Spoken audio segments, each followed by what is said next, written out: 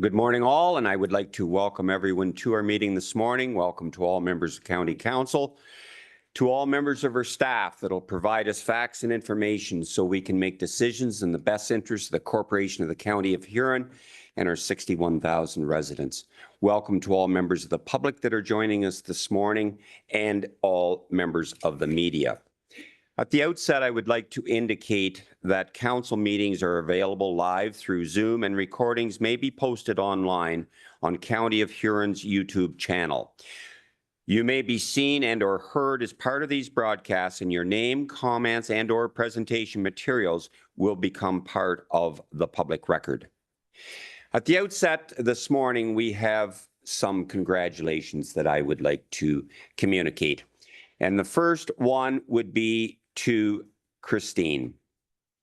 And I would like to share that Christine started her career in social housing with the province of Ontario in 1990. Christine has worked for 5 years with the Perth and Stratford Housing as a maintenance clerk before seeing the light and moving to Huron County in 1995 as office manager. In 2001, when social housing was downloaded from the province to the municipalities across Ontario, Christine accepted a position as property manager with the county and became a county employee. In January of 19, Christine accepted the housing service manager position within the Social and Property Services Department. Christine Hoffman, congratulations, and please, all members of County Council, join me in congratulating her and thanking her for her dedication to Huron County.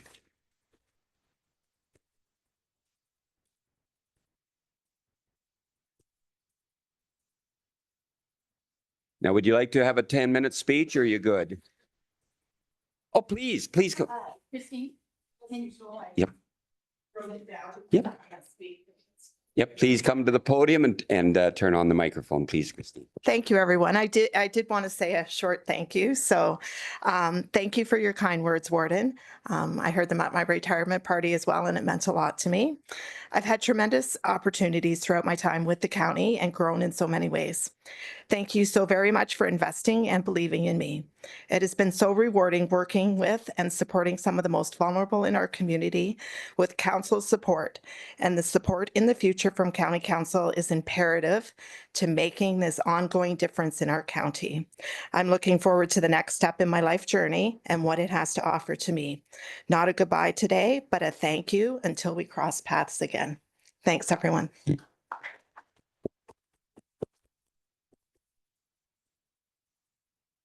Indeed, we look forward to our paths crossing in the future, Christine, and we wish you all the best and thank you. At this time, I would like to ask Barbara Hall if you would care to make some comments, please, Barbara.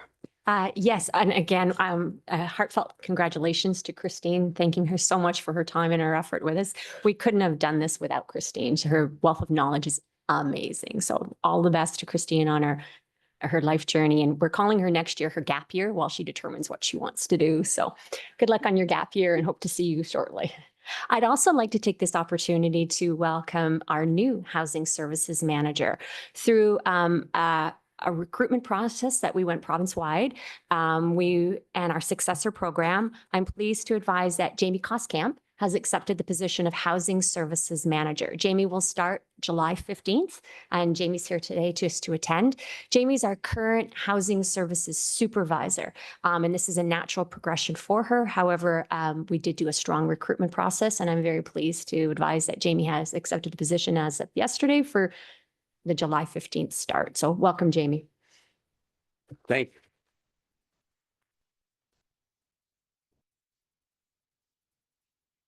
Welcome, Jamie, on behalf of Huron County Council with your new role with the county. Now I would like to call on Vicki Loss for some comments, please.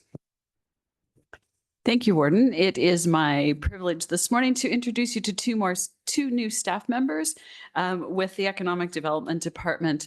I would like to introduce you to Kelly Harrison, who started with us this week as our workforce coordinator. Welcome, Kelly. Kelly comes to us after a distinguished career with Center for Employment and Learning, working in the workforce space across the county. So she knows the ecosystem well, and she has already hit the ground running on her third day. She is here with us, and she hasn't been intimidated yet by all the onboarding materials. So we're happy about that. Welcome, Kelly. And I would also like to introduce to you our second summer student who started a little bit late because he was busy doing some traveling and things. Nick Kester has joined our department. He was born and raised in South Huron, and he's been a proud member of the community his whole life, contributing and volunteering. He is currently a student at Brock University, majoring in history, going into his third year. He will be working as a marketing and communications summer student, and we're happy to have you with us, Nick. Welcome. Thank you. Thank you. Let's show our appreciation.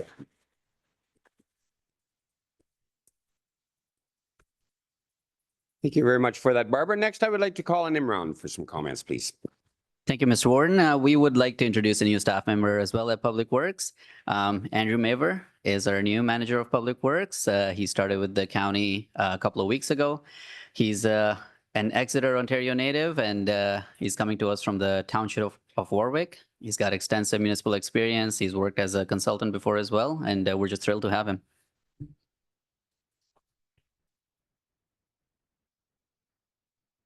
Welcome to Huron County, Andrew.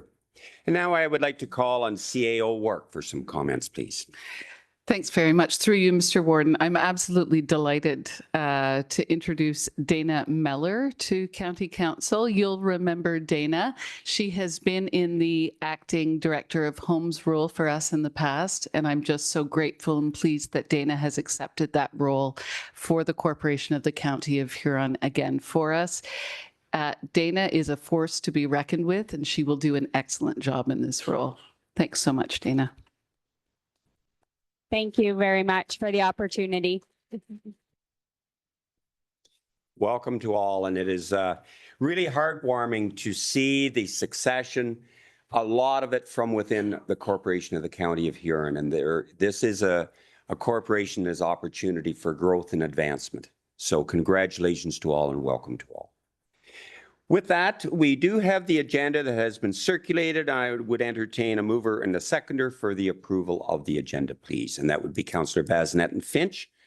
All in favor of this motion? And that is carried. Thank you. Do any members of council have a declaration of pecuniary interest or general nature thereof to indicate at this time? And I will go first to Councillor Dietrich. Yes, June 12th, 2024 meeting, item 13.1, replacement of rapid response unit tender award to HMP. June 26th, 2024, item number 4, minutes of June 12th, 2024. June 26th, 2024, item number 17, bylaw award to the above contract, as my daughter is an employee at Huron Motor Products. Thank you for that. Duly noted, Clerk Cronin. Thank you. Any other declarations of pecuniary interest? Seeing none, I thank you for that. We do have the minutes that have been circulated for the 12th of June, and I would entertain a mover and a seconder for these, and it would be moved by Councillor Van Stone, seconded by Past Warden Ginn. Are there any questions on the approval of these minutes? If not, all in favor of the motion? And that is carried. Thank you. We are fortunate this morning to have a delegation starting with the Huron Perth Children's Aid Society, and it is a privilege to welcome Christian Wilson to address Huron County Council today as the Executive Director with the Huron Perth Children's Aid Society. Welcome, Christian. Thank you. Thanks for having me today. I think I'll start with acknowledging that the Huron Perth Children's Aid Society operates on the traditional territories of the Anishinaabe, the Haudenosaunee, and the Attawandaron peoples, subject to Treaty 29, otherwise known as the Huron Tract, and Treaty 45.5, otherwise known as the Saugeen Tract. I say that I'm a fifth generation Huron County resident, and I thought I'd introduce myself that way. My grandparents, great-grandparents purchased land as part of the Huron Tract from the Canada Company in the 1830s or so. So I am connected to this land. I'm very passionate about Huron County and Perth counties, and I'm happy to be the executive director of the Huron Perth Children's Aid Society for the past 2 years. Today, I'm hoping it's the start of an ongoing partnership with this council with the municipalities. I'm going to talk a little bit and just give you some information about the Children's Aid Society and the programs we offer, because they wouldn't be the traditional programs you're used to. We could go to the next slide. This shows that we're pretty heavily involved in Huron County. You see there's 91 cases that we're currently involved with in all of your communities. So these would be protection-related cases, so children and youth that are in need of protection, where we're providing either investigative or ongoing supports.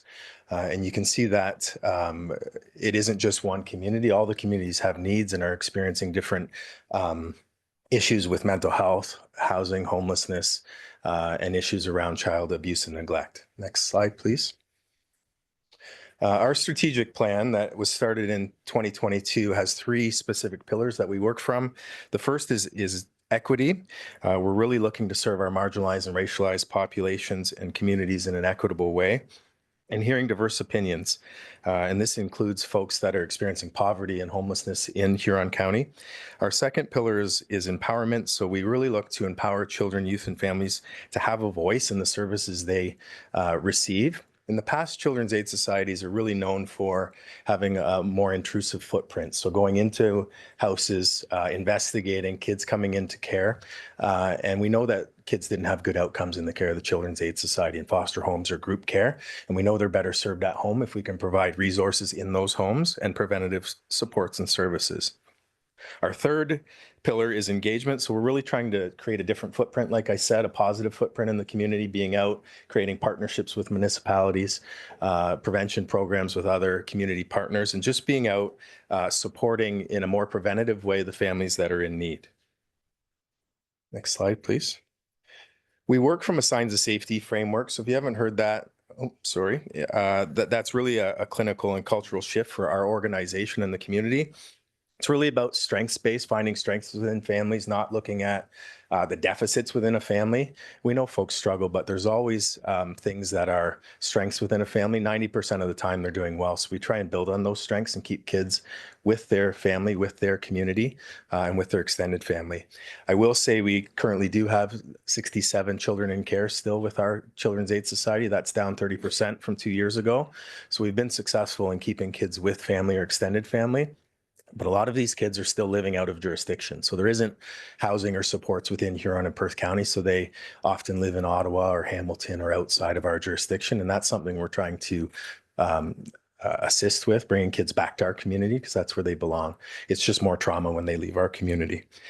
So rather than being intrusive, we're taking time to get to know folks. And that's kind of that equitable approach, really getting to know where they come from, how they got to the spot they're in today, and working through those strengths with them. Next slide, please. The primary reason I'm here today is to tell you some of the things we're doing in communities. So we're primarily in Perth County right now with some programs that we've expanded in Huron County, but we'd really like to be involved more in Huron County, supporting families. We have a team of youth and family support workers and community connection workers and educational liaisons that support children, youth, and families. So we have 12 staff right now that are in the communities running prevention programs and doing those types of groups and partnerships for community members. Next slide. You'll see that we've developed several community partnerships over the last 2 years. So the City of Stratford, early on, the YMCA offers free memberships to all children in care, foster parents, kinship care providers.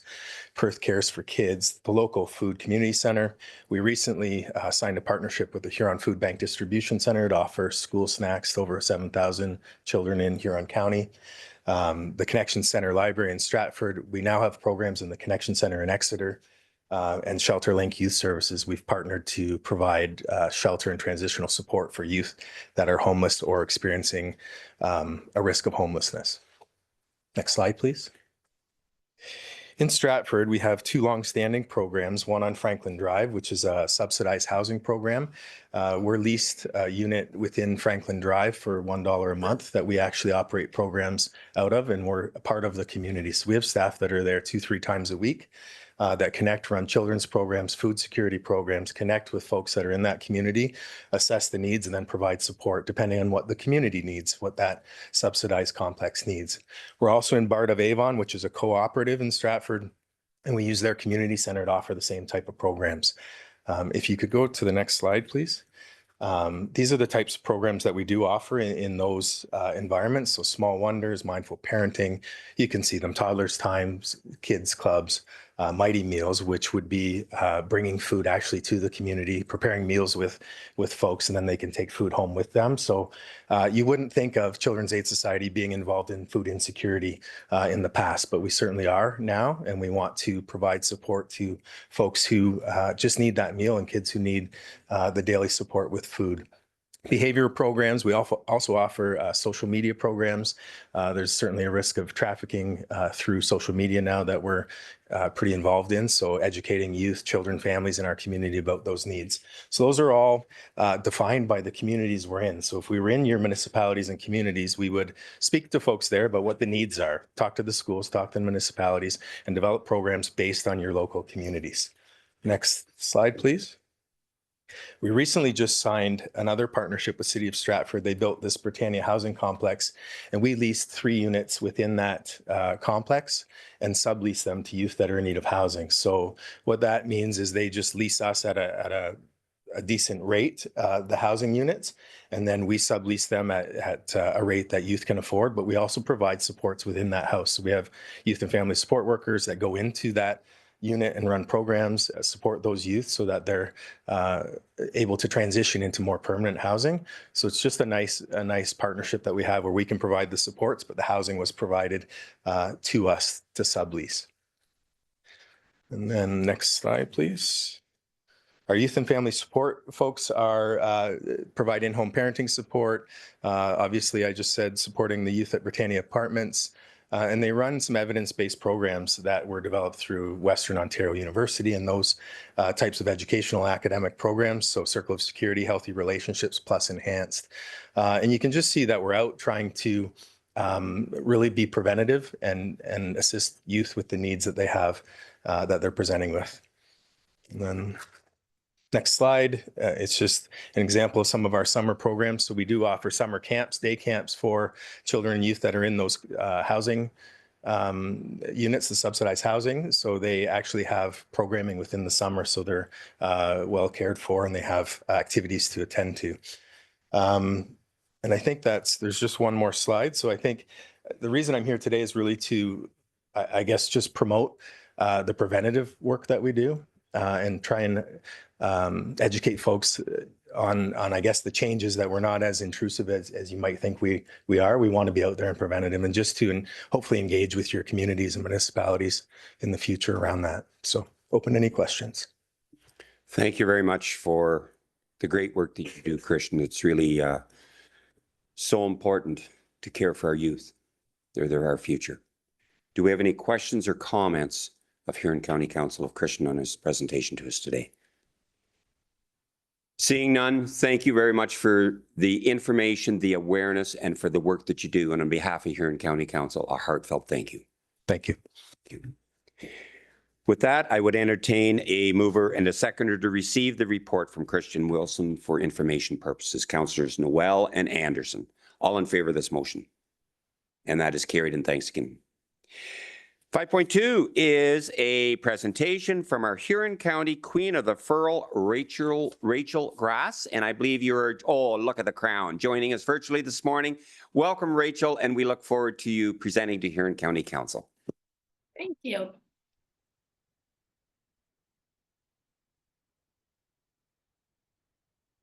Not quite sure. Can you guys see the press? Oh, perfect. Yeah, you're good, Rachel. Hello, for those who don't know me, my name is Rachel Gross, and I am the 2023-2024 Huron County Queen of the Furrow.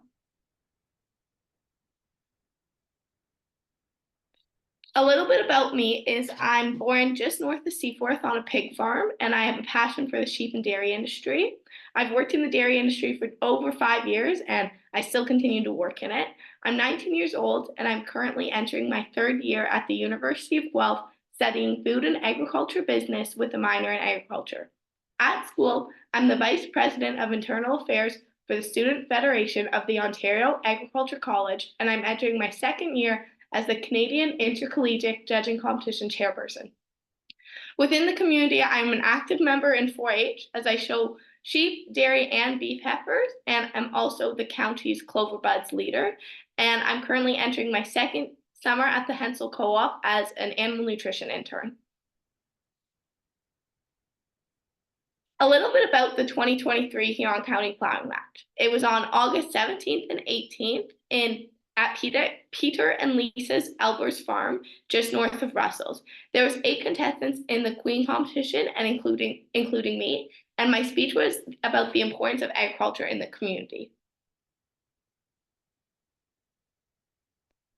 Rachel Wiltz was crowned Princess of the Furrow the day before I was crowned. We had a huge banquet turnout. The whole shed was packed full of people. It was really great to see. And in the plowing competition, there was lots of contestants. We also had the Ontario Queen of the Furrow, Miranda Claver, who was the Huron County Queen of the Furrow, come to the plowing match, as well as the Bruce County Queen of the Furrow, Hannah Van Stuvenberg. Some events that I've been able to go to with this position have been the Seaforth Fall Fair Ambassador Competition, Bruce County Plowing Match, and the Middlesex Plowing Match. At all these events, I got to meet a lot of people and see people that I know get crowned. At Seaforth, there's 2 people that I've known for a long time, and at the different plowing matches, I got to meet past Queen of the Furrow and the future Queen of the Furrow. I attended a lot of Santa Claus parades. I was at the Wingham Santa Claus Parade, Brussels, Clinton, and Goderich, and Rachel Wiltz, who is the Princess of the Furrow, joined me for the Brussels one. Another main event that I was at was the Ontario Plowman Convention, which happened April 5th to 7th. We met with queens across from Ontario, and it prepared us for the Ontario Queen of the Furrow contest, which is happening this October. We learned how the point system works and tips and tricks on how to improve our speaking and our interview skills to hopefully make us be the successful Queen of the Furrow.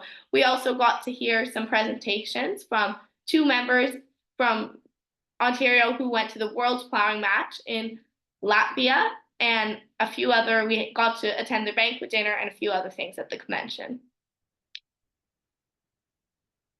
The 2024 Huron County Match is happening August 15th and 16th at Coos and Natalie Vermeux's, just outside of Bayfield, Ontario.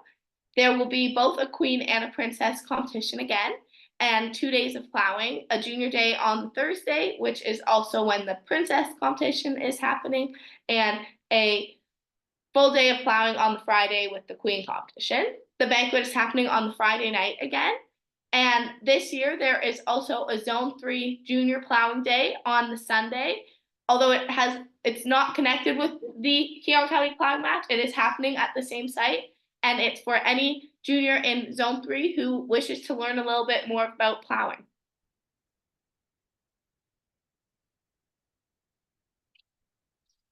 And the 2024 IPM is happening October 1st to 5th. In Kawartha Lakes, there is roughly 15 queens competing from across Ontario, and it sounds like it'll be a really fun but busy 5 days. Is there any questions? Thank you very much, Rachel, for your presentation to us this morning. And do we have any questions or comments from Huron County Council? And the first will be from Councillor Becker. Thank you, Mr. Warden. Thank you, Rachel. I know you're doing a great job for Huron County and the Huron County Plowmen's Association. We're very proud of what the job you've done, and good luck in the future. Representing myself on the committee, and I've been associated with the Huron County Plowmen since 1965. So I am aging myself. Thank you. Thank you very much for those comments, Councillor Becker. Any additional comments from any members of County Council? If not, Rachel, be assured Huron County is proud of you. We wish you all the best as you represent us so well, so professionally. You're quite well spoken, and we know that you will have a great future. And thank you very much for presenting to us today, and we wish you all the best. Thank you for having me. Oh, thanks, Rachel. With that, I would entertain a mover and a seconder to receive this presentation from our Queen of the Furrow, Rachel Grass, for information purposes, Councillor Harding and Jay Heffer. All in favor of the motion? And that is carried. And thanks again, Rachel. Do any members of council have any comments that they would like to share at this time? And I will go first to Councillor Becker, please. Thank you, Mr. Warden.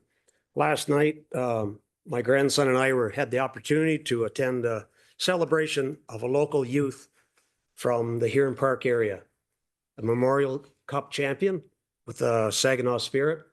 Josh Glavin comes from a family of well-renowned hockey players in that area. And they had quite a gathering for Josh, and recognizing a youth that has achieved that status as a junior A player. And a couple of the other defensemen on the team will be gone, so Josh will be moving up the ladder, supporting Saginaw in the future. A second note, this past Friday, the Becker family added addition grandchild number 10, Jesse Jason Peter. We have 6 boys and 4 girls now as grandkids. So thank you. Thank you very much for sharing that, and congratulations, John. Any additional comments from any other members of County Council? I will now go to P. Heifer, please. Thank you, Mr. Warden. At this time, I'd just like to bring a good news that happened in Wingham at the closing of the barn dance. They disbanded, and after many, many years of going, their treasurer, Mr. Baxter, decided what to do with the money was to give it to each of the 5 secondary schools in Huron County, this $10,000 each, and they'll present that as a bursary for somebody that's going on each year into the music field. So I just thought that was great that represented there from Exeter, Goderich, the 2 schools in Clinton, and Wingham. Just kudos out to them. Thank you very much for sharing that, Councillor Heifer, and that is indeed great news, and again, for our youth. Councillor Goderich, please. Thank you. This is for the roads, and I'm not sure when to bring it up, but I'm going to do it now. County Road 83. We all know we paved the shoulders, which was great. It needed to be done. But now we have another issue. They're using it as a 4-lane highway. I don't know how we fix it. Maybe if someone could look into it and see what's going on, but I've had several complaints now. And I know the police are involved with it. So I want to thank you, and hopefully we can do something to improve that. It's becoming quite an issue. Like it's scaring people because they're coming up the right-hand side and not used to that. So thank you. Thank you for sharing that. And I'm going to defer to our CAO work for a comment, please. Thank you very much. Through you, Mr. Warden, if it would be acceptable to council, we'd be happy to bring back, to investigate and bring back a report to council on that particular issue. Would you like that, Councillor Goderich? And if so, would you move it? Yes, I would. Thank you. Do we have a seconder for that? And that is Councillor Finch. All in favor of a staff report on this issue? And that is supported by council. Thank you very much. Any additional comments from any other members? And if not, I thank you for that. And we do have the consent agenda that is items 7.1 through 7.6. Is there anything that anyone would like to pull from that consent agenda? And if not, I would entertain a mover and a seconder to approve with actions as noted. P. Heifer and Councillor Bazinet, all in favor of the motion. And that is carried. Thank you. Under Social and Property Services today, 8.1 is the 2023 Annual Housing and Homelessness Report. And I would welcome Aaron Schooley to address Huron County Council virtually this morning. Welcome, Aaron.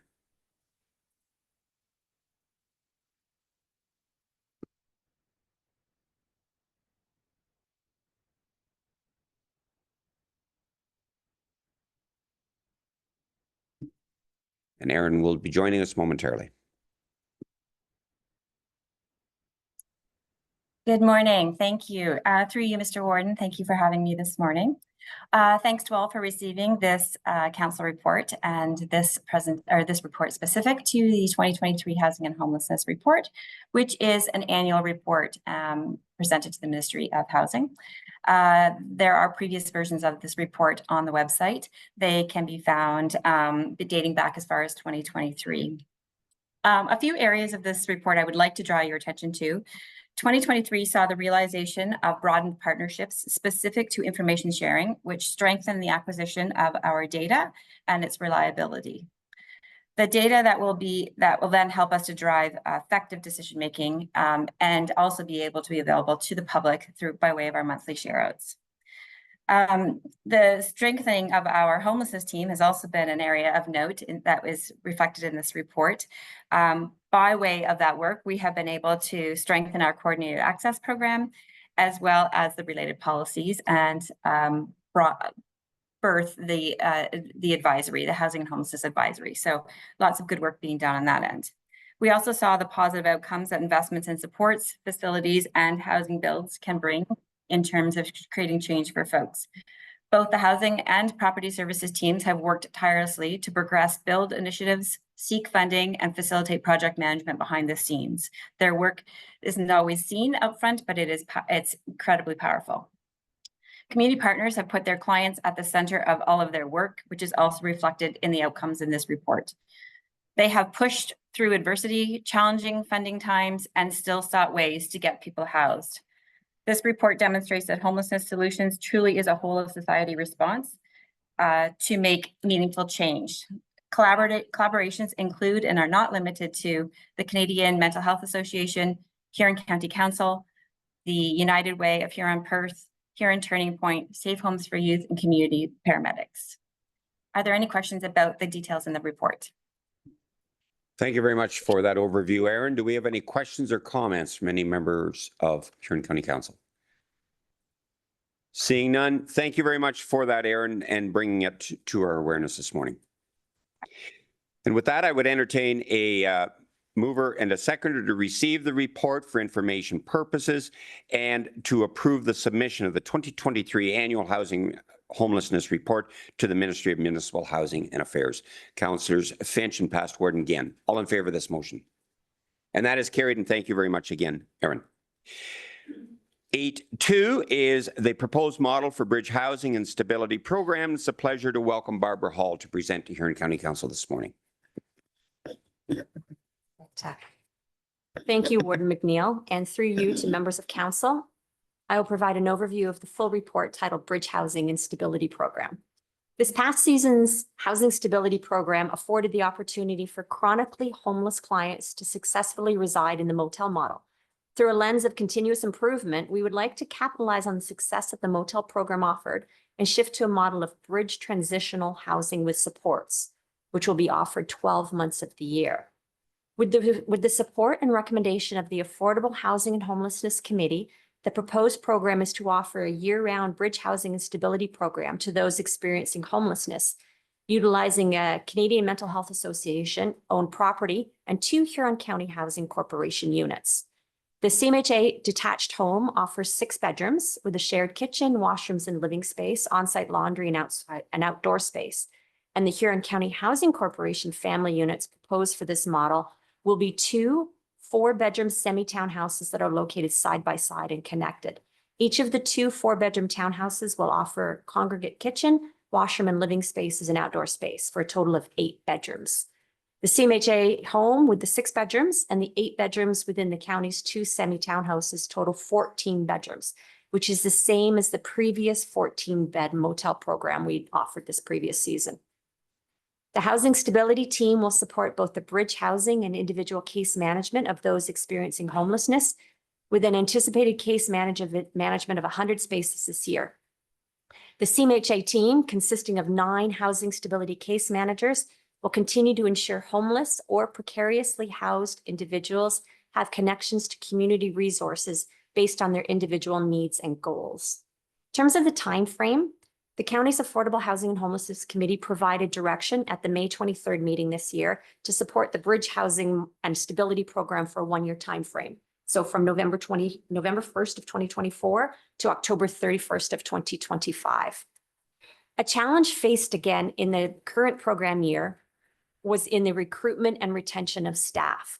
Feedback from staff who have exited employment with CMHA informs them that they are moving on elsewhere to longer-term contractual work, such as contracts that are 2 or more years in length, or to a permanent position. CMHA Huron Perth would like to see a commitment from the County of Huron to fund the program for, at minimum, a 2-year funding cycle, beginning on November 1st of this year and through to October 31st of 2026. The expectation of the proposed program is an overall reduction in homelessness. Through the coordinated access system, individuals will be matched with the most appropriate level of housing with the supports that will best meet their needs. When individuals are supported in their recovery, they are more connected to their community and able to contribute in a positive way. This program will be part of the ongoing response to addressing homelessness and precariously housed vulnerable individuals in our community. The Gibbon Street project, anticipated to be occupancy ready in the first quarter of 2026, will provide 10 supportive housing units for the higher acuity homeless individuals in our community.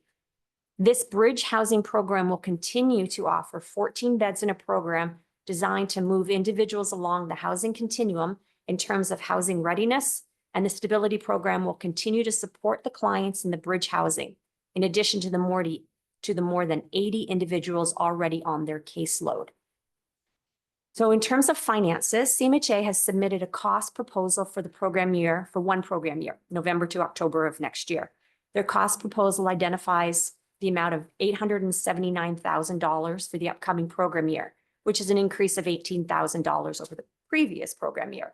To offset the total cost of the program in part, we provided a breakdown in the report in your agenda indicating how the funding would be covered. There is available external funding. However, there would be a levy base of approximately $427,000. The levy portion could be offset by shelter components paid by clients each month.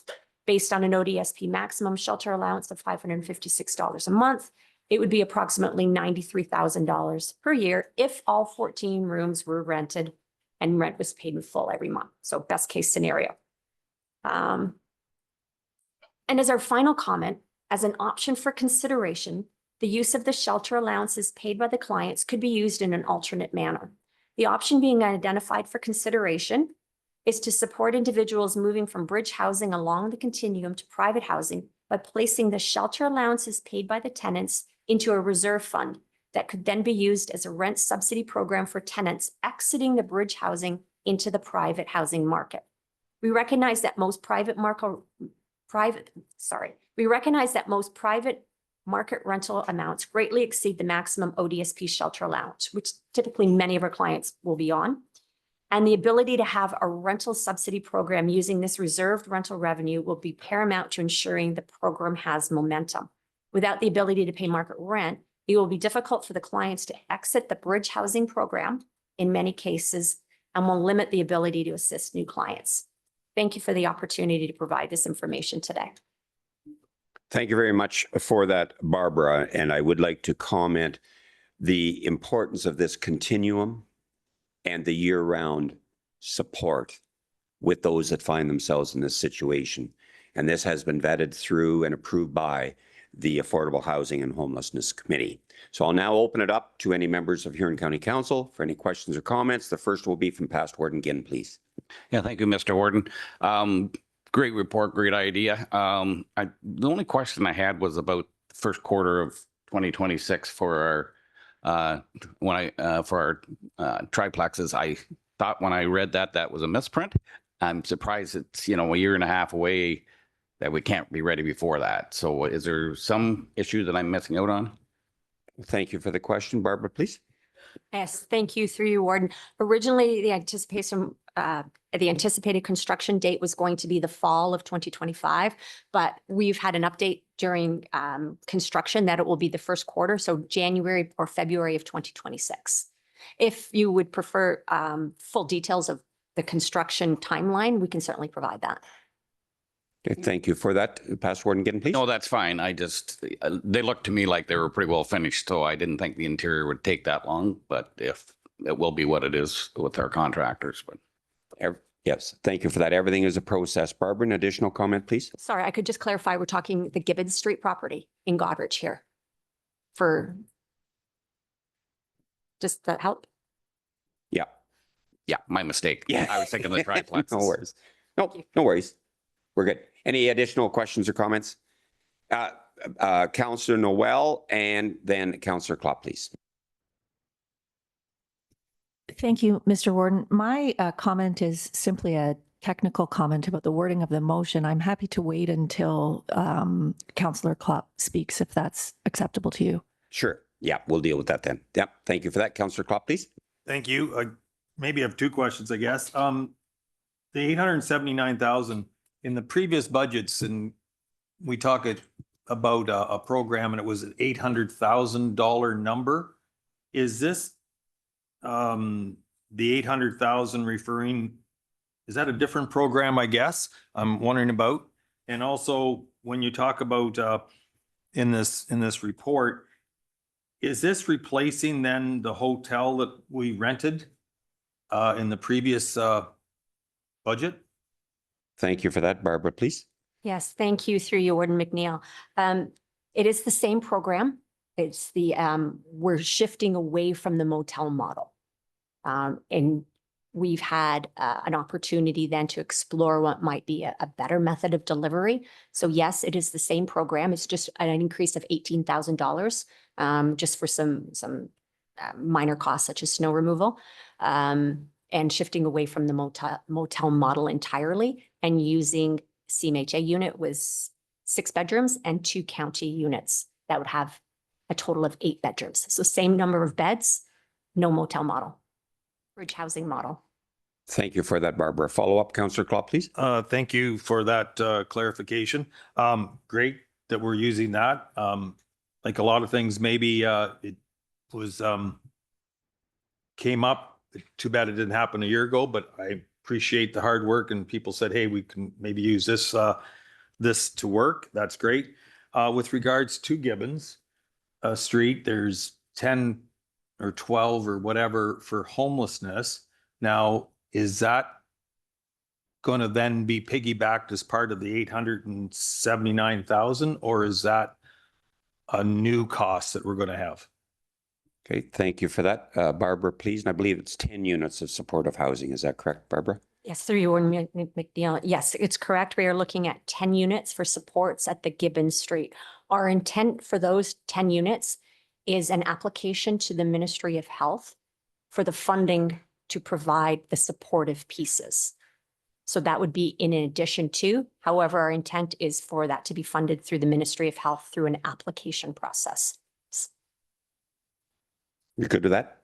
Yes, thank you. And I'm sure you've already written the application, but anyway, just to be fair, we have a good chance to get that application, you feel, because they seem to be not giving out a lot of money, as we just pointed out here in the one we're doing. So just wondering, what do you think the odds are? Okay, Barbara, please. Thank you. And through you once again. The application process hasn't been submitted yet. It depends on the time frame for the intake for the Ministry of Health, and it's not there yet. It is something we're in consultation with CMHA regarding our application. It will depend too on the program year that we would require the funding as well. So that's something in terms of the timelines of when the Gibbons Street project will be complete in line with the Ministry of Health's fiscal year, which is in April 1 to March 31st. Yeah, thank you for that. Our staff do a tremendous job on applications.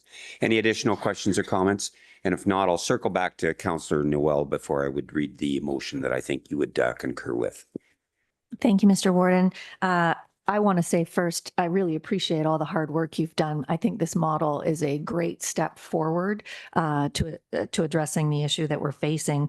My comment about the wording of the motion is simply regarding the second sentence of the motion, where it says that we're asking for a report recommending approval of the service agreement to come back to us. I'm somewhat uncomfortable with a statement that directs staff to make a specific recommendation, because that means that staff is not actually making a recommendation. They're simply following the direction we're giving them in the motion. So I wonder if we could please amend that wording. Thank you.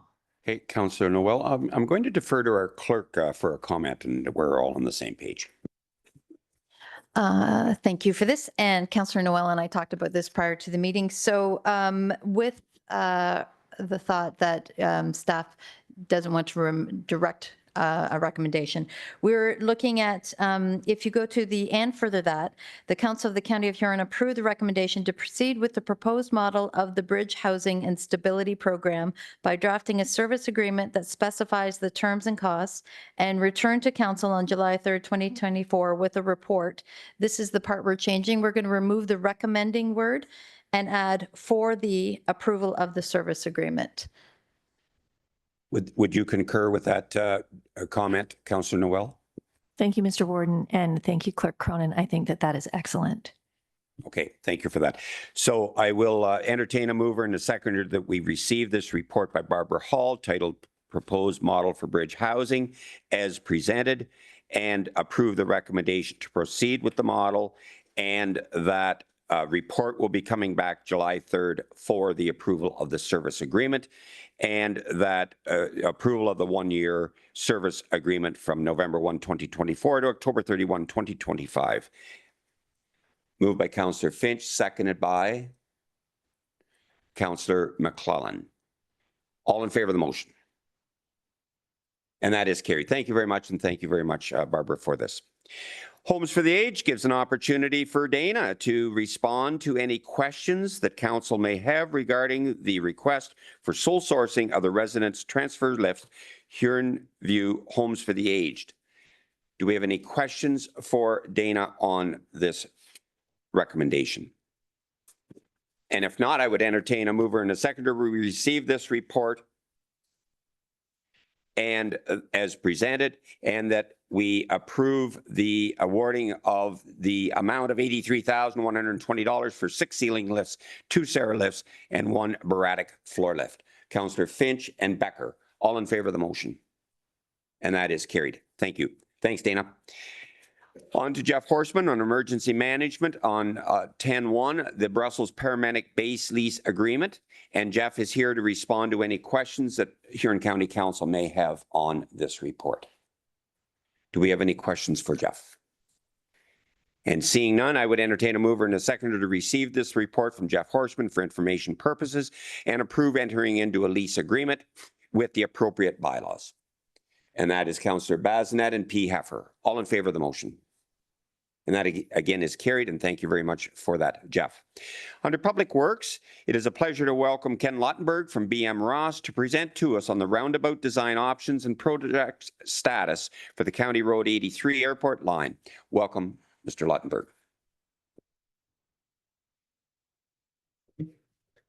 Thank you to members of council and staff for the opportunity to speak today.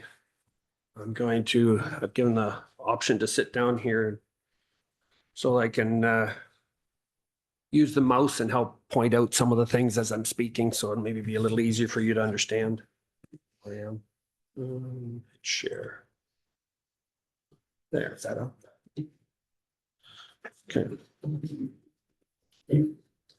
And I'm assuming I can just zoom in a little bit.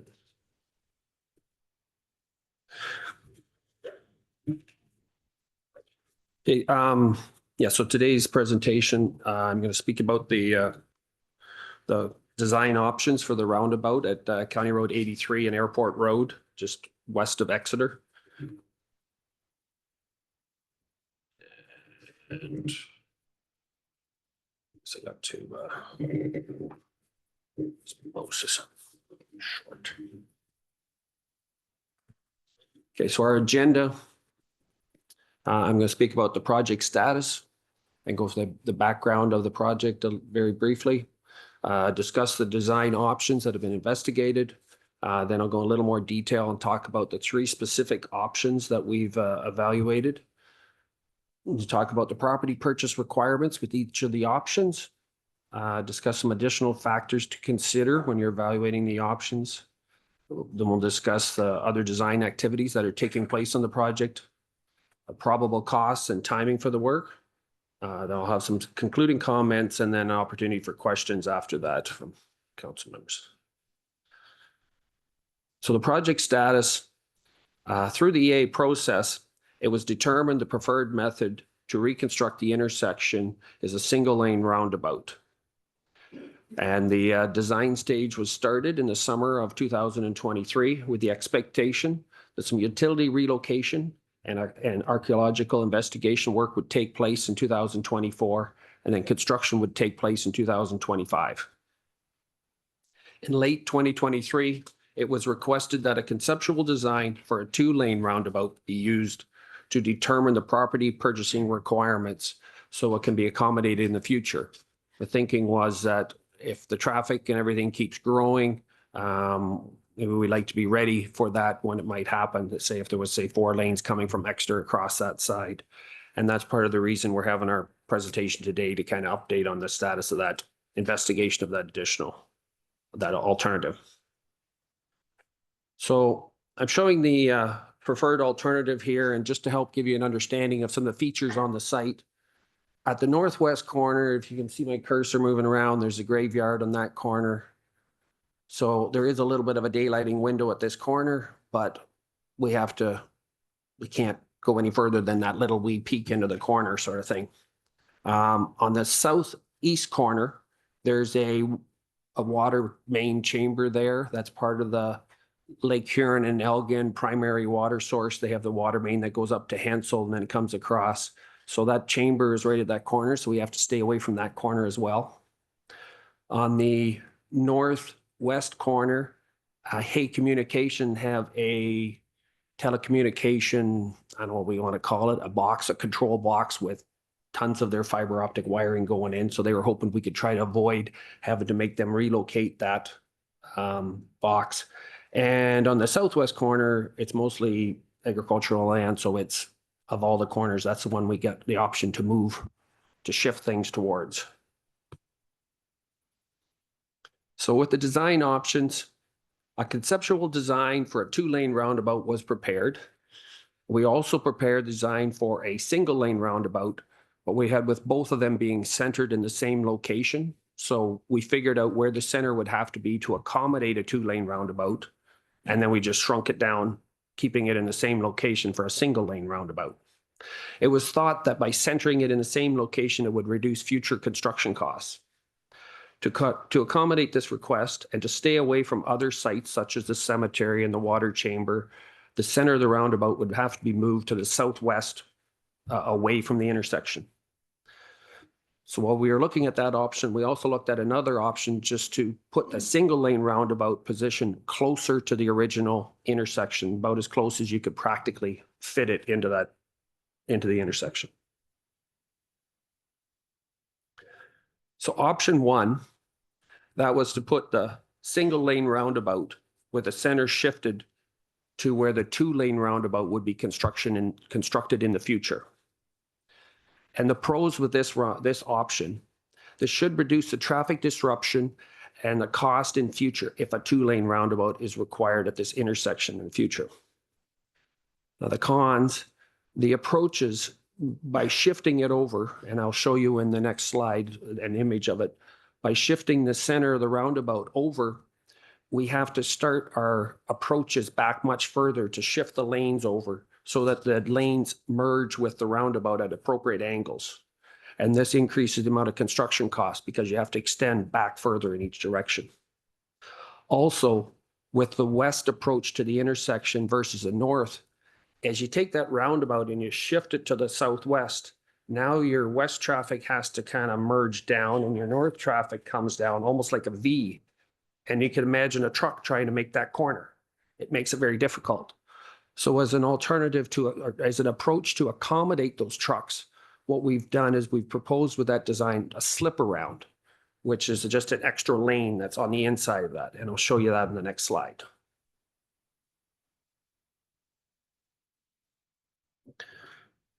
So with having access to the controls here, I can zoom in a little bit too. But so this is the concept with the slip around. It could be fine-tuned a little bit, but the idea is a truck would come down this side and you'd have an extra lane so the truck could go around the corner. It's certainly not a need for the traffic volume. We don't have the amount of traffic turning right at that corner is not significant relative to all the other. The only purpose for that slip around would be to accommodate the trucks that can't make the sharper turn at this end without going over the back of the island.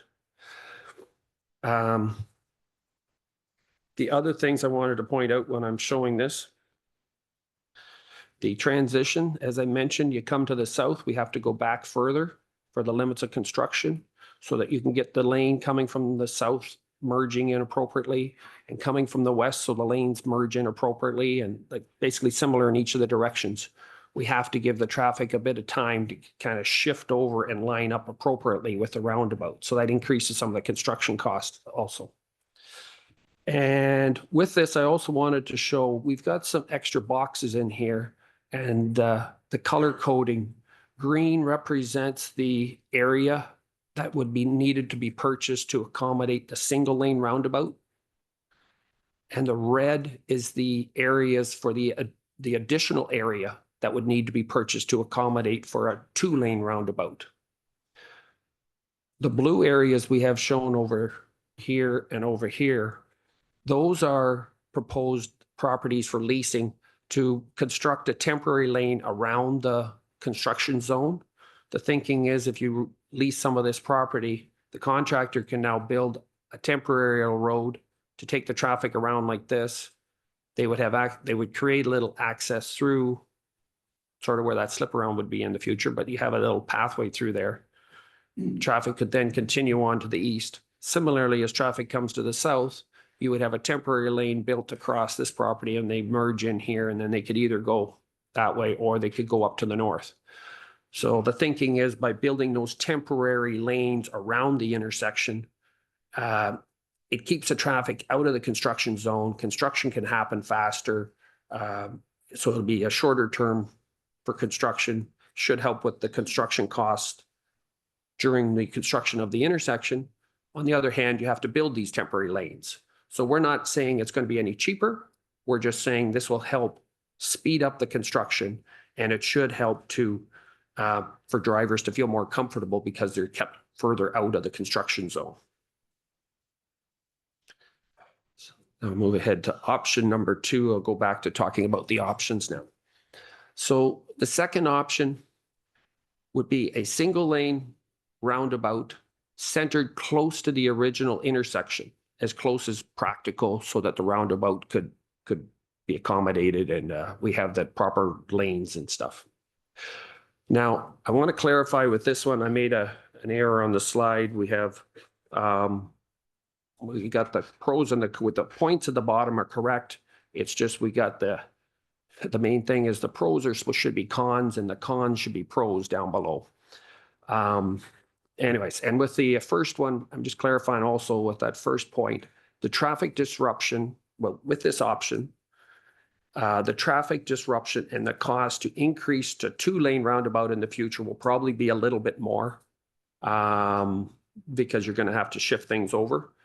But that would be sometime in the future, whenever that would happen. Now, the advantages with this option, it would reduce the length of approach lanes that would have to be constructed, so that construction limits would be shortened.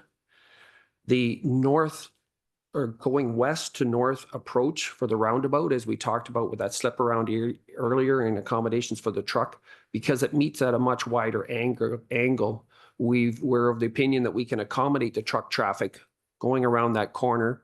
We're also for the absolute largest trucks that are legally possible to go down the road without a special permit. We were going to put a bit of a concrete curb behind the concrete curb. You have your concrete curb and a little apron behind just to catch the back wheel going around that corner. But that's for, like I said, that's only for the largest trucks that they have out there. All the other trucks would make it within the roundabout curve. And the overall design appears to be more compact and closer to the center of the intersection. And the cost to purchase land for the 2-lane roundabout could then be delayed until sometime in the future when it might be needed. So this next slide illustrates that option. And as you can see, just by looking at it, this radius is much larger than it would have been with the other option. So the trucks are able to come around the corner here and go to the north. And we're showing the idea of a small apron in behind just at the back of the curb. The property, again, we're showing the property limits here, green being the ones required to in the near term to construct that roundabout. And the length of construction as far as these approaches is much shorter with this option. So it's a much more compact design, basically. And then option 3, with option 3 we would construct a single lane roundabout centered in I've said the original, close to the original intersection location. However, you would purchase the property so that you can accommodate for a 2-lane roundabout in the future. Basically, with option 3, we're constructing it as per option 2. You're just buying the extra property. So that's the only difference that would be with the cost with option 3. And the advantage of that is you've got the construction cost and the nice compact design as presented with option 2, but it allows for the future expansion whenever needed. And the disadvantage of this, you're going to purchase some additional property that may not be required, and we're projecting potentially up to 60 years into the future before you'd need that property. This next slide, it shows the property purchase requirements for each of the different options. So with option number 1, you'd have the single lane roundabout shifted to the southwest, and you need about 1.9 acres with that option. With option number 2, the single lane roundabout position close to the intersection as practically possible, and you need about 1.5 acres with that option. And then it's described as option 1 future. You could say option 3, like this is if you purchased all the land to accommodate for a 2-lane roundabout, it works out to 2.7 acres of additional land if you're purchasing all the property to accommodate the 2-lane roundabout. The other area that I've got listed down here is that temporary construction area I talked about that would be the blue that was shown earlier. There's 0.6 acres of property that you'd look at leasing just for 1 year for the construction, just so that the contractor could use it to construct those bypass lanes. So, and I mentioned this earlier when we were looking at the slides, but I'll just repeat it because it's on here. The proposed temporary construction area is to allow traffic to pass around the construction area to minimize the traffic disruption and the construction duration. It may save construction cost, but there's anticipated some additional expenses to rent that land for the 1 year. And the area required for that temporary leasing is the same whether you go with option 1 or 2. It doesn't matter. Now, additional factors to consider. And during our discussion with staff, the question was, well, how far in the future do we think it's going to be before we're going to need to transition from a single lane roundabout to a 2-lane roundabout? So the traffic study was prepared by Burnside when we're doing the EA process. And with their calculations, they were using traffic data for the busiest weekends in the year and using the 2-hour peak traffic, the traffic period when the maximum amount of traffic was going through that intersection. And they calculated the maximum volume to capacity ratio of 0.44 is where it currently is at. And they projected that 20 years in the future, it would get to about 0.67. So if you can imagine, 1 is it's at maximum capacity. Everything's working just perfect. Traffic's entering and exiting as well as it can. So at this point in time, it would be at 44% during that peak weekend when you've got the maximum traffic going through. 20 years in the future, it would be at about 6.67. Reviewing some traffic data information on roundabouts, it's generally recognized that if you're at 0.85, that typically provides satisfactory operation for a roundabout, and recognizing that you may have very short periods of it getting even higher than that. So we were just looking at that, okay, if it's 20 years, it goes from 0.44 to 6.7. It'll be at least another 20 years probably going from there to the 0.85. And that's assuming everything goes linearly and everything, the projections are correct. You know, it's hard to make projections that far into the future, but we're just saying it's going to be quite a ways in the future before we need a 2-lane roundabout. The other thing that we wanted to point out is the life expectancy of concrete curbs is typically not much more than 50 years. So we'd be constructing this roundabout with all the concrete curbs and everything that are required for the islands and the splitter lanes that go up between on each of the approaches. But in about 50-year period, you're probably going to have to rip them out and reconstruct them anyways. So the thinking that by putting it in the correct location now, we're going to save a whole bunch of money because you don't have to reconstruct maybe the center island and a few things is maybe not necessarily true, because we're going to probably have to reconstruct them about that time anyways. So now I'm going to talk about some of the other design activities that have been taking place with the project, and then I'll come back to some of that information.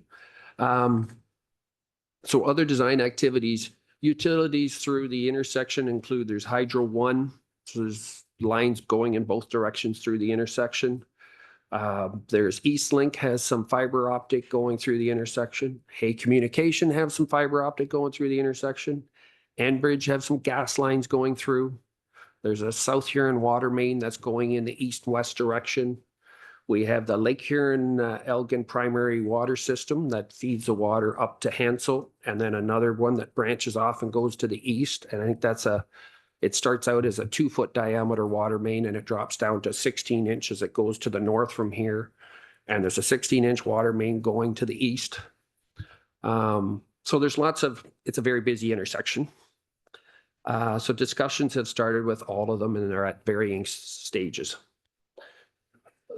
In addition to that, once the property purchase limits have been confirmed, we will direct the archaeologists to do their study. They have to do an investigation just because we're in such close proximity to the cemetery.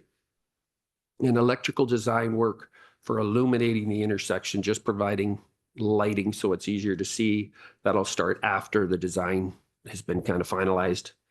And landscaping in the center of the roundabout, it'll still have to be detailed, but in discussion with staff, we'd be looking at something sort of a low maintenance type, maybe some shrubs or bushes that don't grow too fast and sort of a rock garden, something that's low maintenance through the center of that roundabout would be incorporated.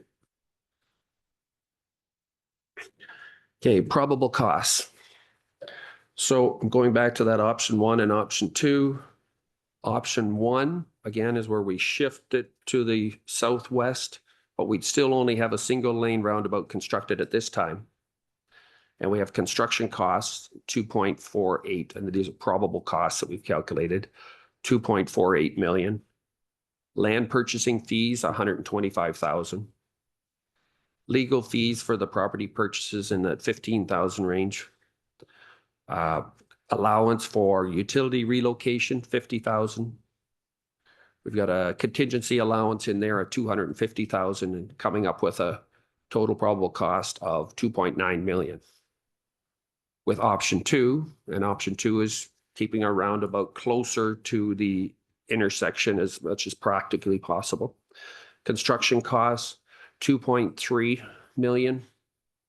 The land purchasing costs, about 100,000. Legal fees, 15,000. Utility allowance, relocation allowance, 50,000, and I've kept the same contingency in there of 250,000. Comes up with a total of 2.74 million. The above probable costs, they exclude the engineering, the legal surveying costs, the archaeological investigation, and that other work. And it's estimated for a combined total of 265,000. And all the costs that are presented there, they exclude HST. Timing wise, so the preliminary design, it started in 2023. In 2024, the hope is to finalize the design, the approvals, the land acquisitions, and the utility relocation work. And then with construction to start in 2025. Now, because we've been looking into this other alternative with the 2-lane roundabout, the design's been delayed a little bit, but we're still anticipating that construction will take place in 2025.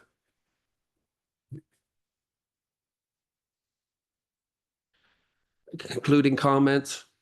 So we'd like council to decide on a preferred option. Option number 1 was that single lane roundabout with it shifted towards the southwest location. Option number 2 is with the single lane roundabout kept as close as practically possible to the existing intersection location. Option number 3 is basically constructing it as per 2, but go ahead and purchase the extra property so that you can build the 2-lane roundabout in the future.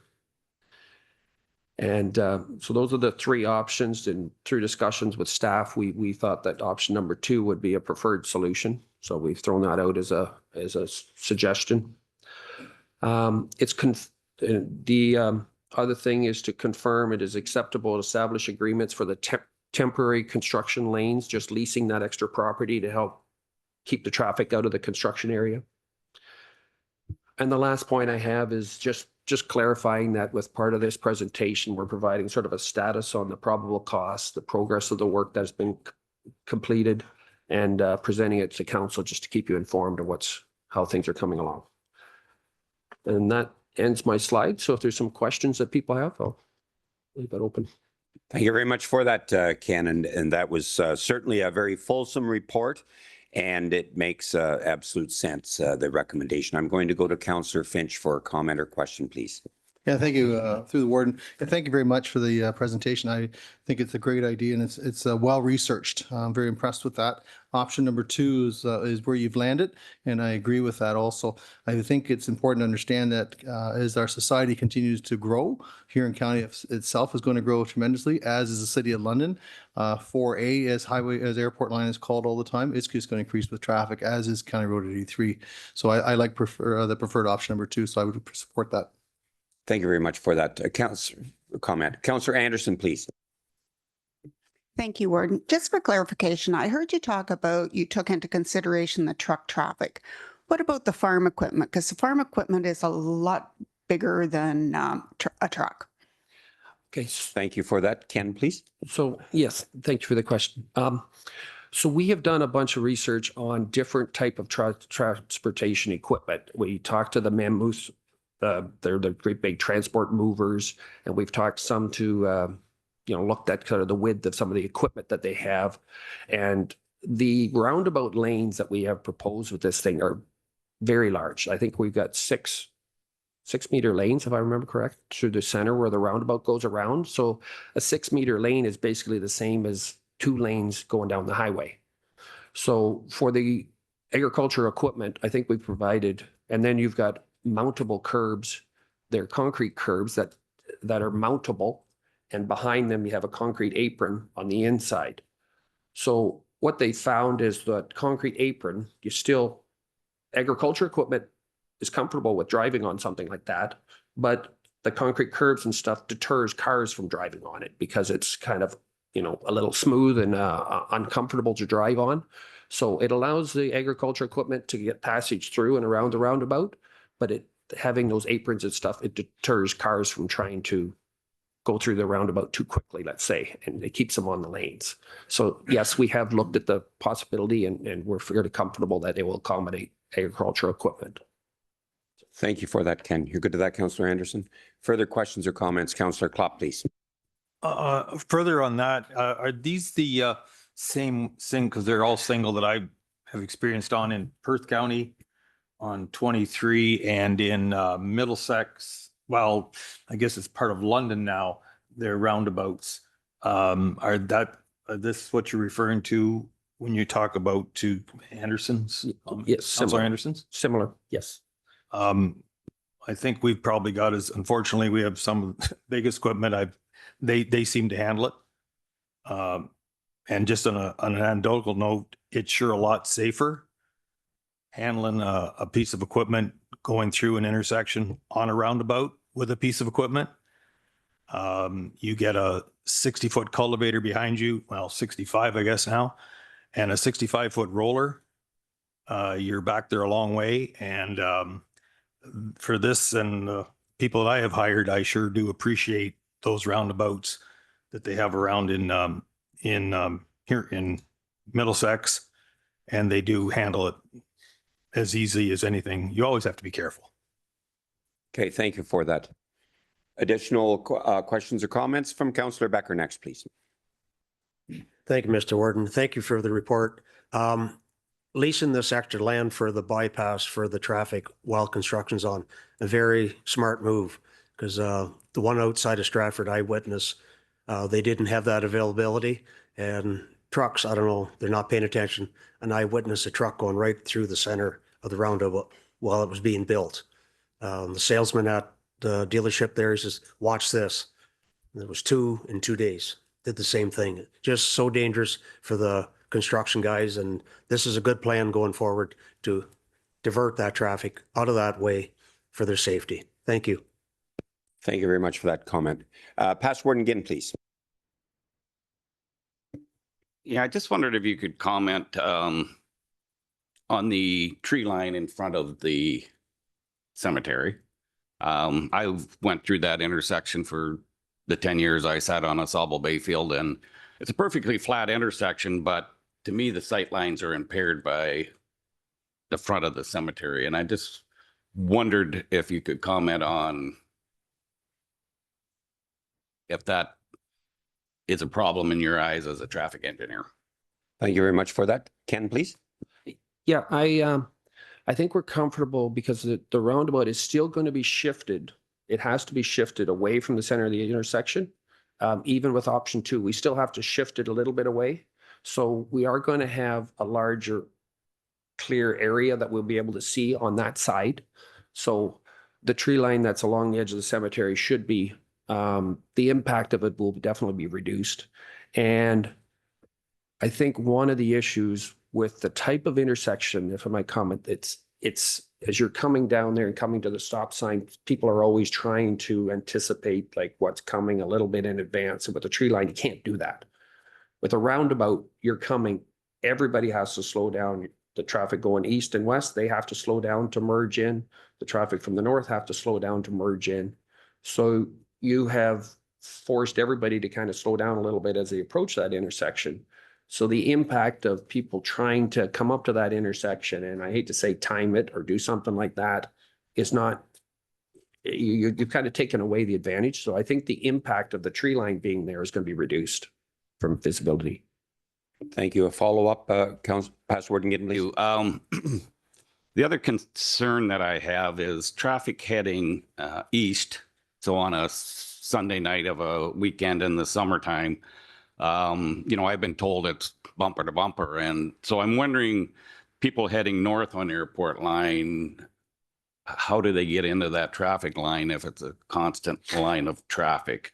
And are there any alternatives to that? Thank you for that. Ken, please.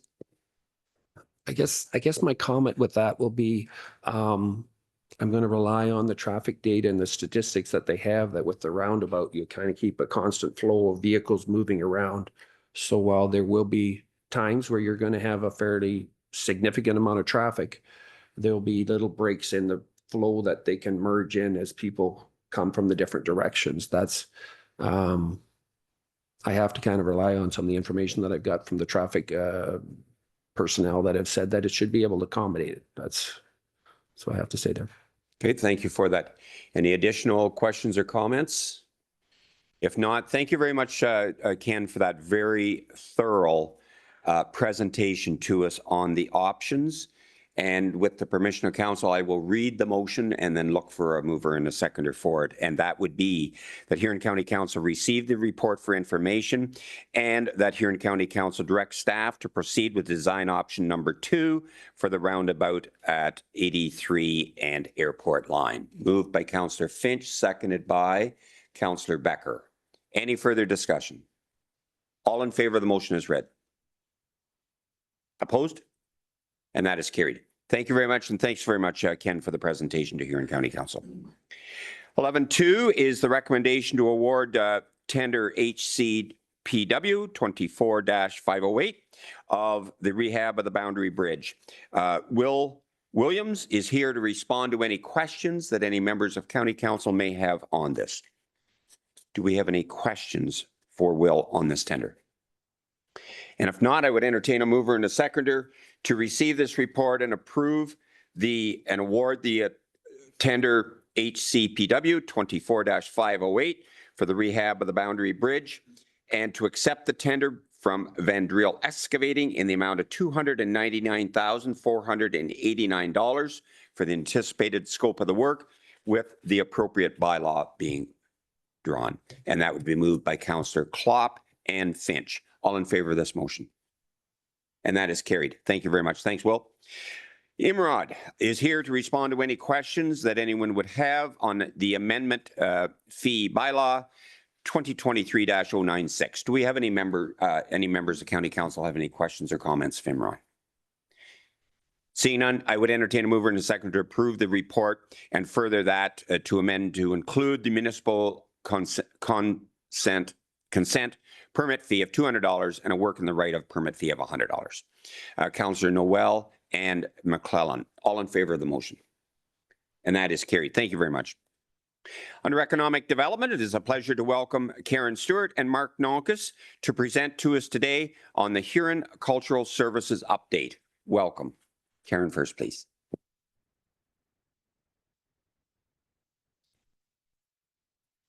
Good morning, Warden McNeil, members of County Council, staff, and guests. Today we are launching Taste Like Huron around the world in Huron. Taste Like Home Around the World in Huron County 2.0. It's a cookbook that celebrates comfort, connection, and creative expression through food. Following the success of a community arts project in fall of 2023, 4 secondary schools from the Avon-Maitland District School Board were engaged. Food services students with multilingual language learners created this charming edition of Taste Like Home 2.0. The goal of the project was to create social connections among diverse student groups and explore commonalities while contributing to building a welcoming community for newcomers to Canada. Multicultural and social conversations were ignited through the love of art and food when professional artists Bethany Ann Davidson and Pamela Lobb asked the students to reflect on family traditions and their culture through storytelling. Participants then sketched the ideas that their stories inspired before creating the whimsical masterpieces shown inside.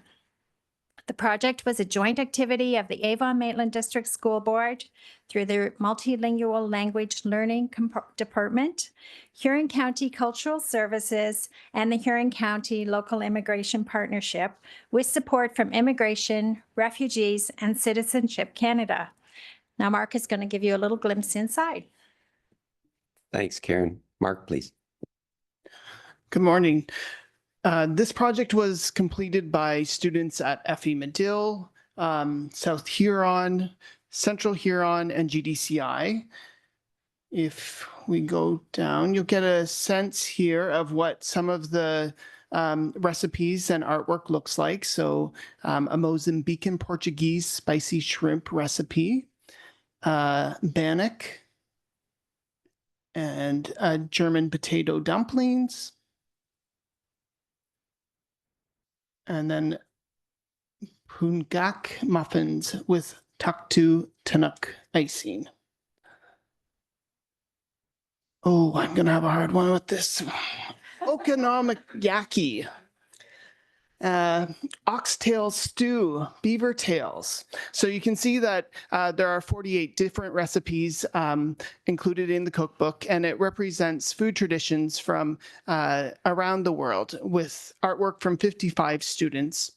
The cookbook was laid out by a student volunteer from FE Medill Secondary School. His name is Tyler Becker. And we're launching this today with the hope that you'll purchase a copy for $20 at one of the Huron County Library branches, the Huron County Museum, or this weekend's Huron County Multicultural Festival. We think this project is a great example of creative work that celebrates the diversity in our community and shows youth's ability to be creative. I welcome any questions. Thank you very much, Karen and Mark. Do any members of council have any questions or comments for either Karen or Mark on this presentation? If not, it gets a person's stomach thinking when you made that presentation to us. And thank you very much for this and the work that you're doing in this. It's very, very important.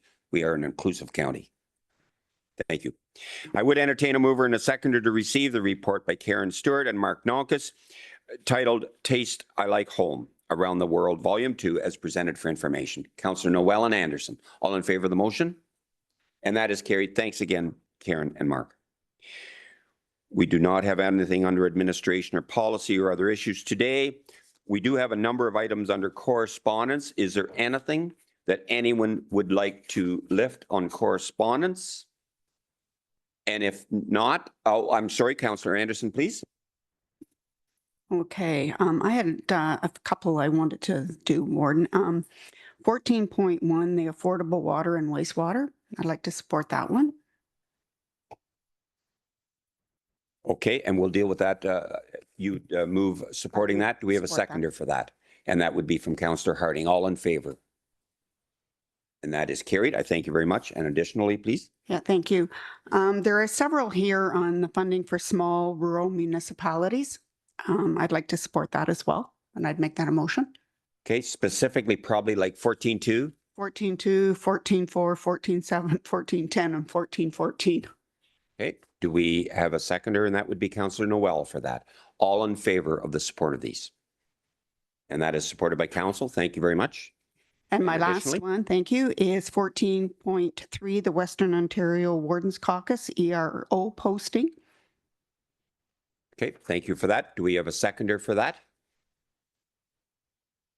And that is Councillor Vanstone. Is council in support of this? Show of hands, please. And that is also supported by council. Thank you very much. Thank you, Councillor Anderson. Councillor Finch, please. Yeah, thank you. Through the Warden, 14.5. 14.5. Do we have a seconder for this? Councillor Harding. All in favor of the motion? And that again is carried. Thank you. And additionally, please. The comment, if staff could comment on 14.13, is there something, that's not something we should be supporting? Okay, I will defer to our staff. Please, CAO work. Yeah, through you, Mr. Warden, my preference would be to wait for Treasurer Blumhagen to be at the table to respond to that as effectively as possible. So if it's okay with Councillor Finch, we can put that through to the next meeting and you can raise that question at that time. Perfectly fine. You're good with that? Thank you. Yeah, oh, absolutely. Thank you. Perfect. Thank you very much for that, CO and Councillor Finch. Anything additionally? And if not, I would entertain a mover and a seconder to accept the correspondence not specifically dealt with for information purposes. Councillor Dietrich and P. Heffer, all in favor of the motion. And that is carried. Thank you very much. If there is any new or unfinished business that anyone has, please contact our CAO in advance so that it could be placed on a future published agenda. 15.1, welcome, Gary Wallace, as you present to us on the Conservation and Demand Management Plan. Welcome, Gary. Thank you, Warden. Let me just pull up my presentation.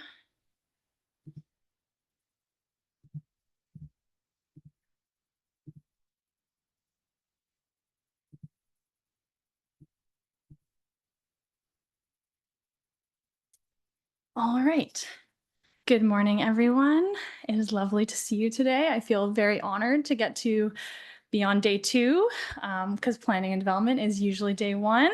So I thank you for hearing me out today. I'm here to present on the update to the county's corporate conservation and demand management plan, which focuses on the energy usage in all of our corporate facilities. Just an overview on conservation demand management plans in general. They are mandated by the provincial government under Ontario Regulation 25-23.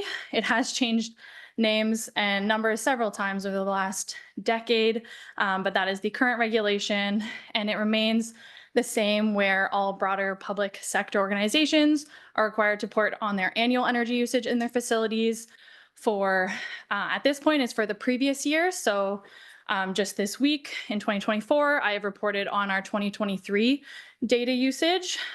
Previous years, though, it has been a 2-year delay, just based on what the province has desired from organizations and for that reporting.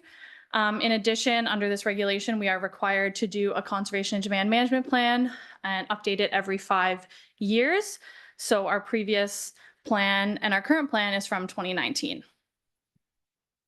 So a bit on the purpose and history of our conservation demand management plan. We first had one in 2014. And like I mentioned, the next update was in 2019. So that's the current plan that we were managing. And the update that I'm presenting today will oversee the next 5 years. The purpose of the conservation demand management plan and the update today is to essentially report on all of our energy reductions and conservation measures and what we've accomplished in the past 5 years. And then moving forward, what we're planning to propose and implement to conserve energy over the next 5 years.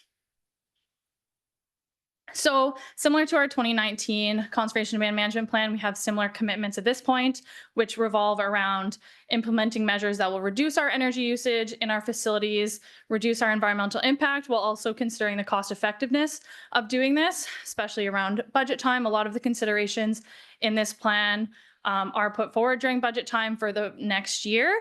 So it is aligned in that aspect. Some of the goals and objectives in the update to the conservation demand management plan are very similar and actually identical to the previous conservation demand management plan, except for one addition. So utilizing the 2023 energy audits to guide our energy conservations over the next 5 years.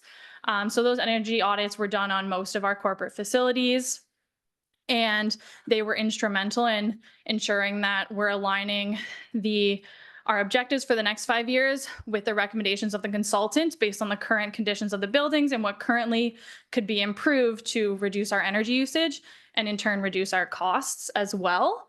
I'd like to preface too at this time that while I am here presenting this project today, it was a joint collaborative effort across departments. So Homes for the Aged, Social Property Services, and Public Works all contributed a great amount of staff time and effort to ensuring that the upgrades we're proposing are aligned not only with our corporate goals of energy reduction, but also our asset management planning as well. Oops. So that being said, some good news stories. So in the 2019 plan, we did propose a 0.5% reduction of our corporate energy usage every year. So that would have totaled 2.5% reduction by 2023. So I'm happy to share that we have not only reached that goal, but we've exceeded it. And we've actually seen a 7.9% reduction in our corporate energy usage in our facilities over the past so it's actually closer to 8 years. So the 2019 Conservation Demand Management Plan actually used data from 2017, just based on that reporting delay, as I mentioned, for the provincial government. So we've been comparing 2017 data to the 2023 data, and that's where that reduction is from. At this point too, as council may or may not be aware, in 2021, we did sell 2 buildings from our corporate portfolio. So this 7.9% has been achieved in our current portfolio, does not consider the fact that we sold 2 buildings and obviously saw a large energy reduction from that sale as well. So if that sale is incorporated, we actually saw closer to a 15% reduction in energy conservation since 2017. Obviously, since we've been successful with that reduction goal, we've decided to maintain that over the next 5 years and have a goal of reducing our energy usage by 0.5% per year. So ideally, again, a 2.5% reduction by 2028. Just a snapshot of our 2023 annual energy use for you. So this is based on facility type that's designed by the province. So as you can see, a large amount of our energy usage is in our Homes for the Aged long-term care homes, and that's to be expected as they are our largest facilities as well and are used 24/7, 365 days a year. Followed by our office buildings, museums, public works, and EMS.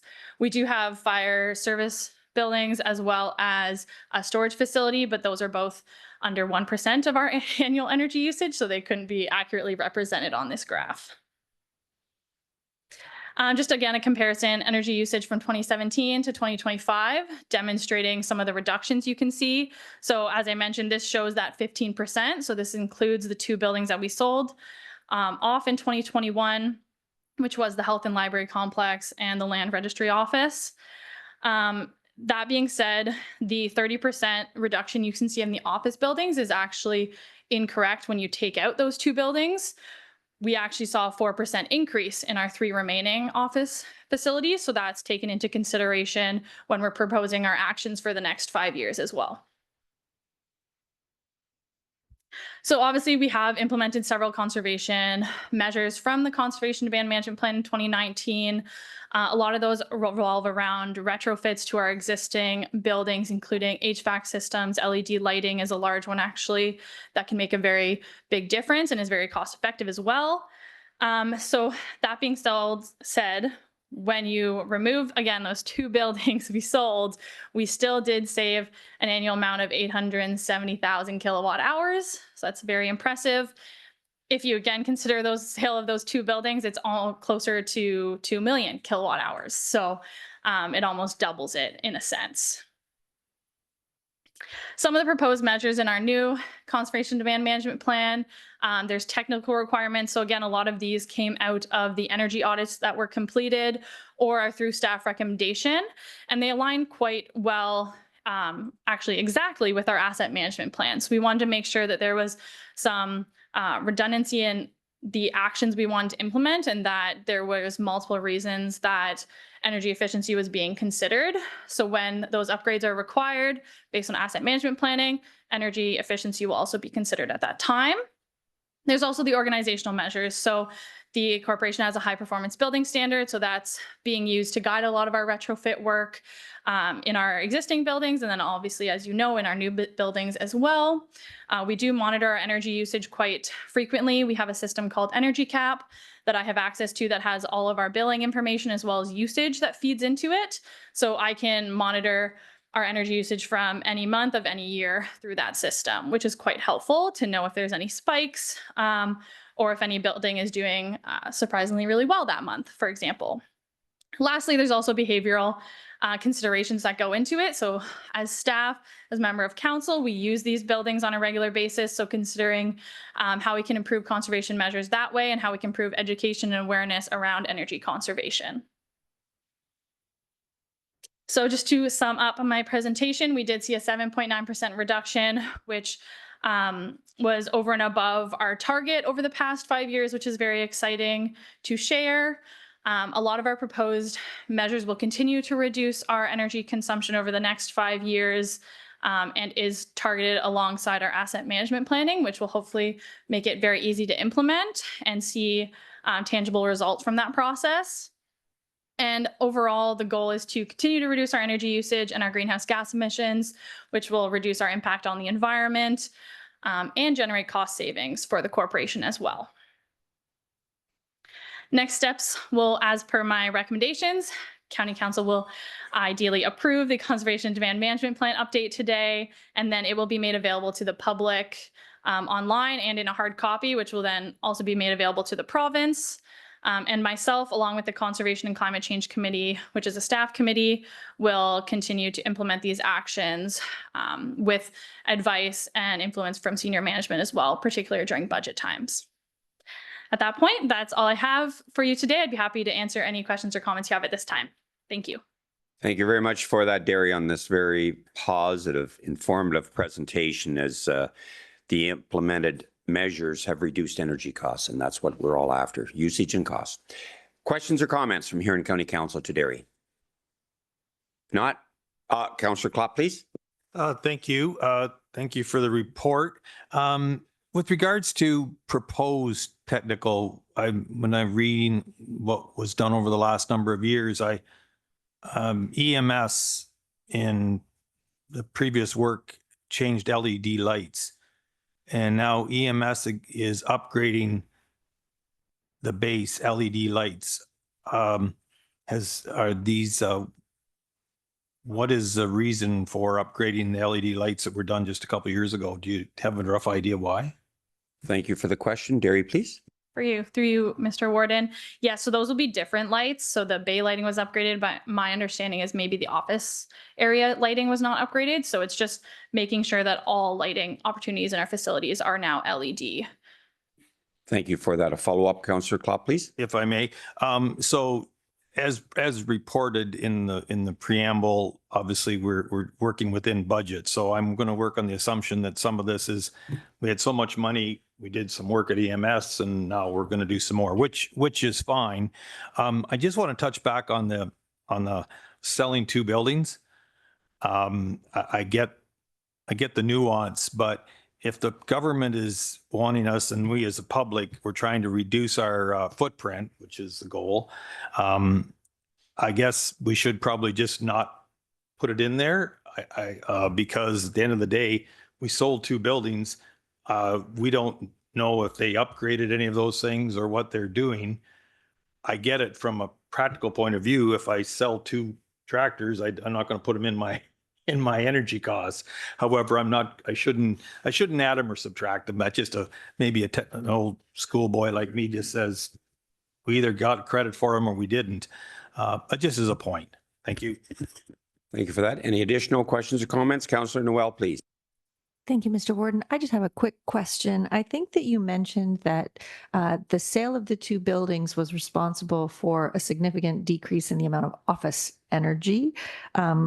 And correct me if I'm wrong. Otherwise, the remaining buildings, you saw an increase in the amount of energy used. I wonder if you could please comment a little bit on the increase in energy and what sort of we can do about that, because I didn't get that when I read the report until you said that. So I'm interested to hear a little bit more. Thank you.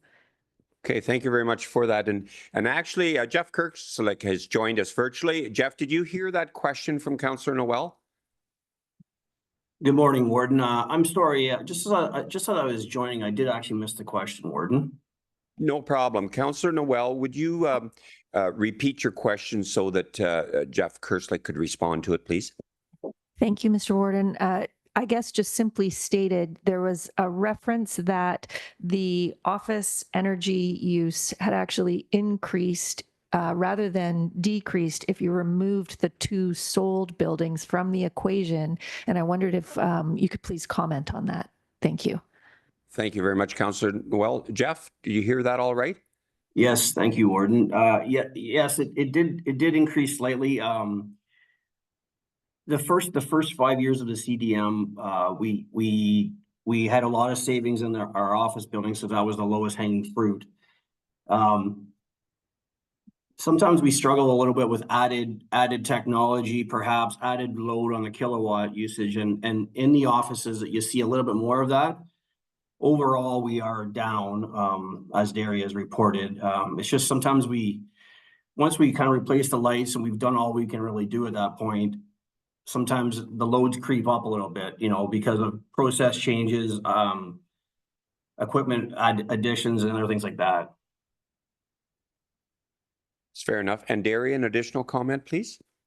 Yes, thank you. Through you, Mr. Warden. There could also be differences in terms of the weather that year as well.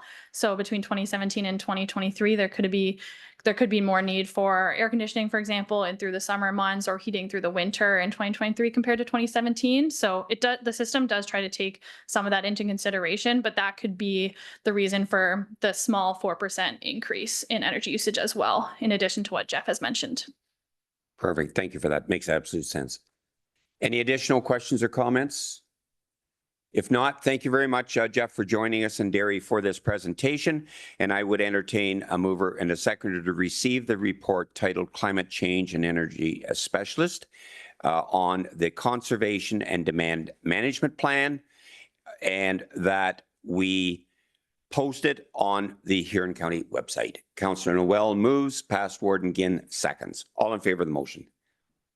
And that is carried. Thank you very much. And again, Derry and Jeff, thank you. Does anyone have a notice of motion that they would like to indicate at this time for a future meeting? Seeing none, we do have a bylaw that has been printed for us, and I would entertain a mover and a seconder to be moved, seconded, first and second reading, and presented. And that is Councillor Finch and P. Heffer. All in favor of the motion? And that is carried. Thank you. We do not have a close to the public session today. I would like to note our upcoming meetings. Council Day 1 will be the 3rd of July, and of course, the hybrid meeting. Economic Development on the 4th at 57 Napier Street, again, a hybrid meeting. Council Day 2 will be the 14th of August in these council chambers, and again, hybrid. Library Board meets on the 15th, and Council Day 1 moves us to the 4th of September, a hybrid meeting again. I would entertain a mover and a seconder to confirm the proceedings of this meeting with the confirmation bylaw. Councillor Finch and past warden again, that the proceedings of this meeting be given first, second, and third reading, passed, and the seal of the corporation affixed thereto. All in favor of the motion? And that is carried. Thank you very much. Thank you very much to all members of County Council, all of our staff that made the presentations to us today, and all presentations to us. And with that, I would entertain a mover and a seconder to adjourn our meeting. And that would be moved by Councillor Goderich, seconded by Councillor Jay Heffer, that we do now adjourn at 10:44 a.m. All in favor of the motion? And that is carried. Thanks very much to all.